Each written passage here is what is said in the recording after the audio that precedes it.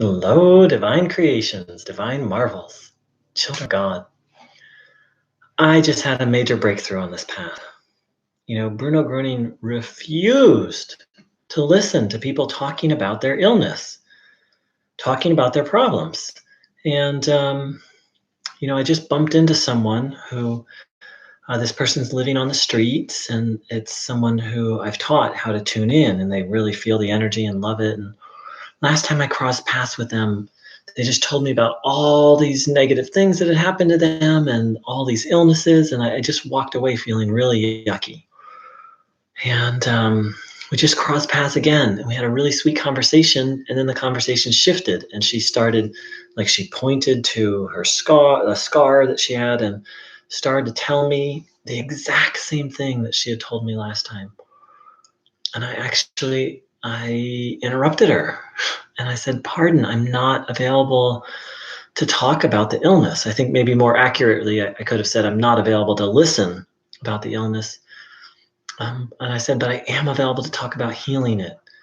And it was just, grace that flew out of my mouth because, we're all healing from codependence. And more importantly, we're healing from the force of habit, of thinking that we have to listen to people talk about things that are unhealthy for them and unhealthy for us. And of course, it's doubly so because this person's living on the street. And I had all these thoughts like, oh, I need to give them extra compassion. I just should listen. No one listens to them. I should. And those thoughts were untrue.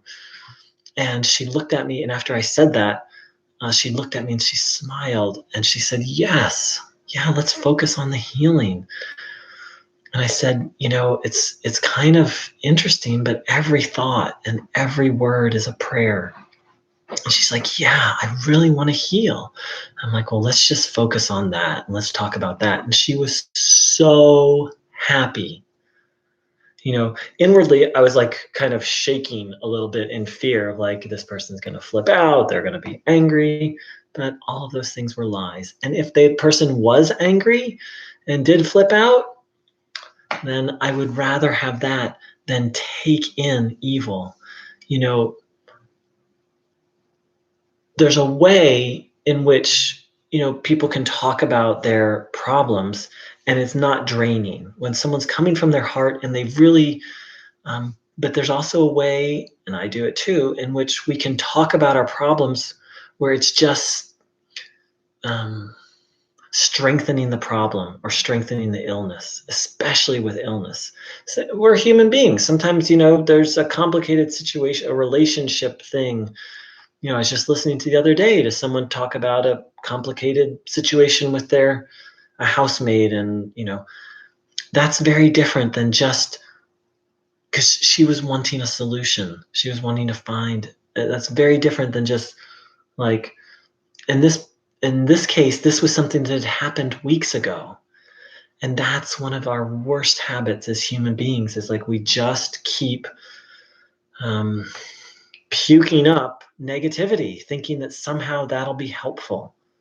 It's just a habit and we need to break it. And through grace, and then we also need to break the habit of being victims to other people spewing negativity.